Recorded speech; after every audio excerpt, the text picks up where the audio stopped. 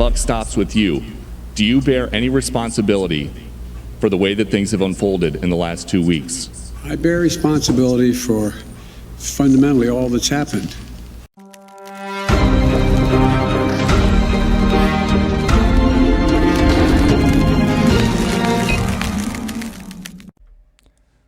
To all the families involved, my condolences, my prayers, to the sons, to the daughters, to the mothers and fathers who lost their loved ones in this horrific attack. God bless you all, and may the Lord hold you and keep you. Talk about we need Jesus. We do. Thank you. Good morning, ladies and gentlemen. Jazz Broganzo here. Another What's Next. I'm in a little somber mood this morning. Good Friday morning to you all. Unfortunately, situations have occurred within the last 24 hours that have me running the gamut of emotions, from sadness to frustration to anger, and sadly, it comes back to, actually, it's all focused on the leadership of this country. I've done multiple videos in the past regarding Joe Dementia and the incompetence of this administration.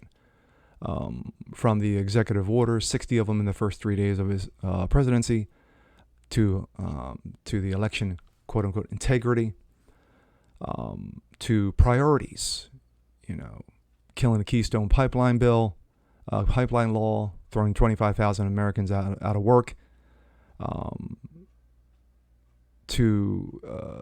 would rather protect, men pretending to be women, instead of focusing on the economy and trying to get it back on track, to the outrageousness and idiocy regarding COVID and mask mandates.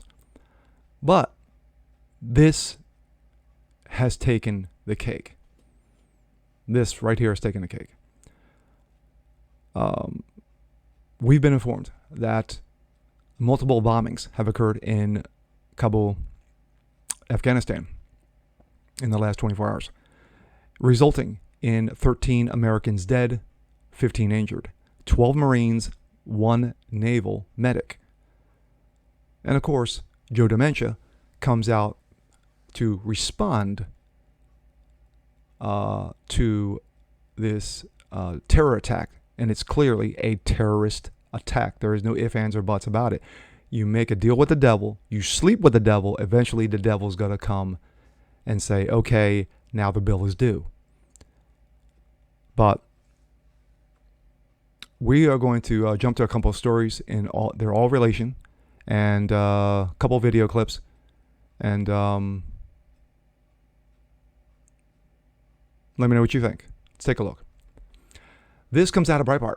Joe Biden, the buck stops with me for the deaths of 12 American troops, but actually with Donald Trump. Never leave it to Joe, man, to point the fingers at other people. He learned from the master, Obama himself. President Joe Biden reacted to the news of 12 American troops killed in 2 suicide bombings in Kabul outside the airport, where the United States continues to try to evacuate U.S. citizens and Afghan allies. Quote, "It's been a tough day." Wow. Pretty much the understatement of the year right there. Biden began slapping the podium when he arrived 25 minutes late for his speech at the White House. He didn't want to do this. He did not want to come out and face the music. He did not want to do this. The president spoke for about 20 minutes before taking questions from the press, but ultimately struggled when asked by Fox News reporter Peter Doocy to take responsibility for the disastrous withdrawal from Afghanistan. I'll play that video in a later clip. I bear responsibility for fundamentally all that's happened of late, before pivoting and blaming Trump. Here's the deal. I wish you one day you say these things, as well as I do, that the former president made a deal with the Taliban to get all American forces in Afghanistan by May 1. Biden celebrated the heroism of the lost American service members that he sent to Afghanistan to secure the evacuation of Americans and Afghan allies out of the country after Kabul fell to the Taliban. Yes, a bunch of ragtag AK-47 gun toters took over an entire country in a matter of days. They were heroes who were being engaged in a dangerous, selfless mission to save the lives of others. The president also vowed to make terrorist organizations responsible for the tax pay. To those who carried out the attack, to anyone who wishes Americans harm, we will not forgive, we will not forget, we will hunt you down and make you pay. Biden said he always acknowledged the danger of the operation and why it was he wanted to leave Afghanistan in the first place. We wanted to complete our mission. We continued, after our troops were withdrawn, to find means by which we can find any American who wishes to get out of Afghanistan. We will find them and we will get them out. Biden said he did not make a mistake by trusting the Taliban, noting that he delivered on the major things we've asked them. He said that the United States could not trust him, but could hope that their mutual self-interest would lead to positive results. They're not good guys, the Taliban. I'm not suggesting that at all, he said. This is the 11th day since the fall of Kabul, as the Afghanistan government collapsed and the Taliban seized control of Kabul. Now we're going to jump to this story. Biden mumbles and stumbles through the address of Afghanistan of terrorist attacks. Biden spoke to Americans on Thursday, nearly 9 hours after the first attack on the Abbey Gate of the Kabul airport, after being MIA all day. It's been a tough day, adding that he's been engaged all day in constant contact with military commanders in the Pentagon and the Department of Defense. Biden's effect was flat throughout the speech, except for a few minutes where he read some tough talk off the teleprompter. He stumbled badly in the first few minutes of the address to the nation, sounding more defeated and confused than resolute. He acknowledged that the situation on the ground is still evolving, but said American service members who gave their lives were heroes. They were part of the airlift evacuation effort unlike anything in history. Really? He didn't mention that the devastating events on the ground were caused by his failed leadership. Facts. He said that the soldiers who died on Thursday were part of the, quote, the bravest, most selfless military on the face of the earth. He's true about that. The spine of America, the best the country has to offer. Jill and I, our hearts ache, he said, showing no emotion. We're outraged as well as heartbroken. As Biden usually does when he faces criticism, he trotted out his deceased son, Beau, barely suggested that his son's cancer was somehow the result of his military service. He said he was devastated when Beau came home after a year in Iraq and was diagnosed, like many coming home with an aggressive cancer of the brain who we lost. You get this feeling like you've been sucked into a black hole in the middle of your chest and there's no way out, he reflected. Interesting. Blame Trump, pivot towards your son. And I'm going to play this little clip from Tucker that was tweeted out. And this is Jesse Kelly and his thoughts.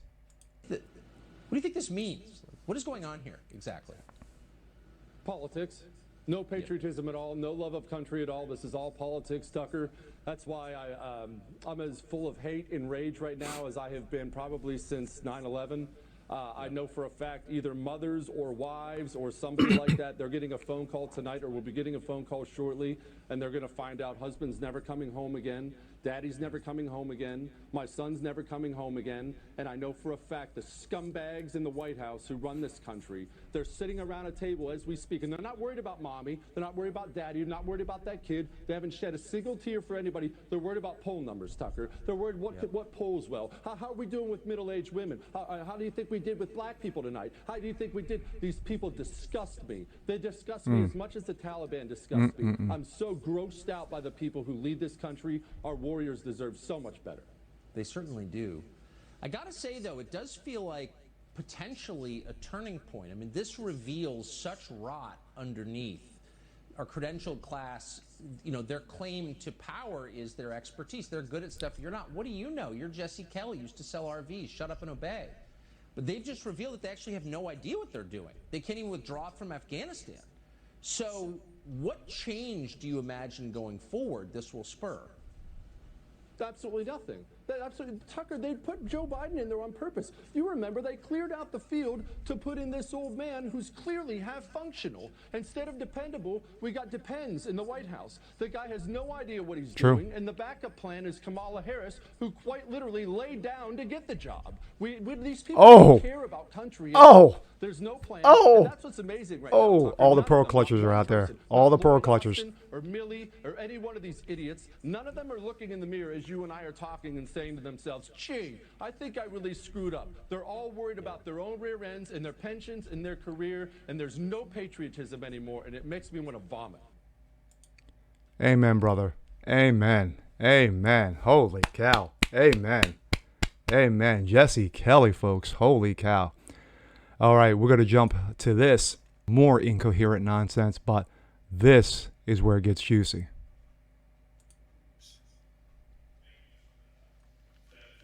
That's you. Mr. President, there had not been a U.S. service member killed in combat in Afghanistan since February of 2020. You set a deadline, you pulled troops out, you sent troops back in, and now 12 And we're going to play this in its are entirety. dead. You said the buck stops with you. Do you bear any responsibility for the way that things have unfolded in the last 2 weeks? I bear responsibility for fundamentally all that's happened of late. But here's the deal. You know, I wish you'd one day say these things.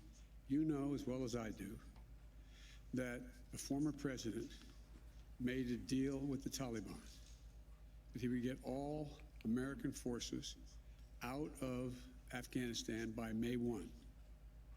In return, the commitment was made, and that was a year before. In return, he was given a commitment that the Taliban would continue to attack others, but would not attack any American forces. Remember that?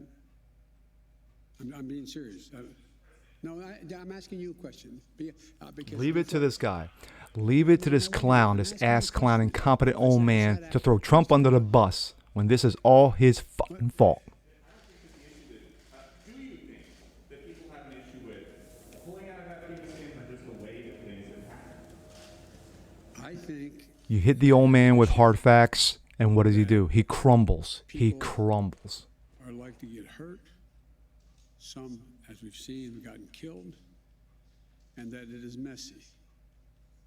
The reason why, whether my friend will acknowledge it or has reported it, the reason why there were no attacks on Americans, as you said, from the date until I came into office, was because the commitment was made by President Trump, I will be out by May 1st. In the meantime, you agree not to attack any Americans. That was the deal. That's why no American was attacked. A few days ago, you said you squarely stand by your decision to pull out. Yes, I do, because look at it this way, folks, and I have another meeting for real. But imagine where we'd be if I had indicated on May the 1st I was not going to renegotiate an evacuation date. We were going to stay there. I'd have only one alternative: pour thousands of more troops back into Afghanistan to fight a war that we had already won relative to why the reason we went in the first place. I have never been of the view that we should be sacrificing American lives to try to establish a democratic government in Afghanistan, a country that has never once in its entire history been a united country and is made up, I don't mean this in a derogatory, made up of different tribes who have never, ever, ever gotten along with one another. He's factual on that.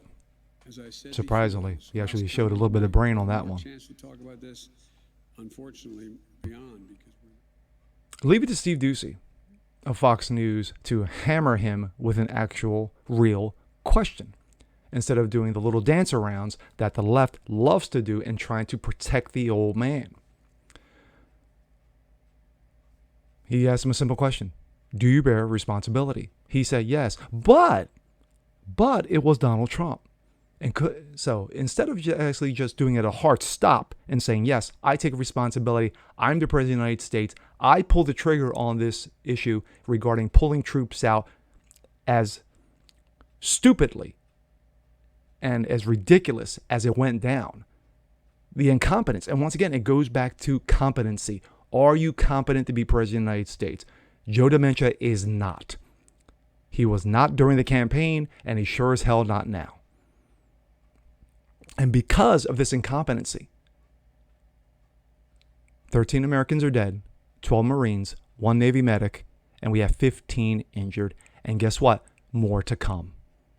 Because if he thinks in that little feeble mind of his that he's going to be able to pull all Americans out by the 31st of this month, it's not happening. It's not happening. And sadly, more lives are going to be lost. More lives are going to be lost.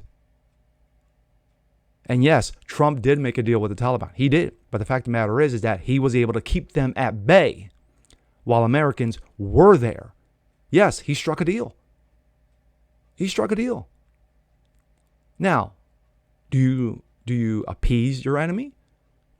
Do you give your enemy,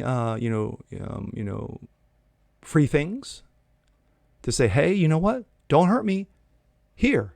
Don't hurt me here. No, you don't. And you don't negotiate with terrorists. That is a stalwart of any country who considers himself free. You don't negotiate with terrorists. You stomp them, you squash them, you obliterate them, you eradicate them from the face of the earth. That is what you do. And since 9/11, and we're coming on 20 years this year,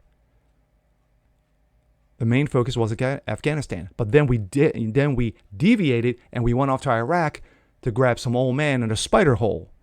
And then came back, got bin Laden, and of course, Obama was slapping himself on the shoulders so hard he broke both of them because of what I did. And not giving credence to the former president, President Bush, and his surge and his tactics that went into getting him. So,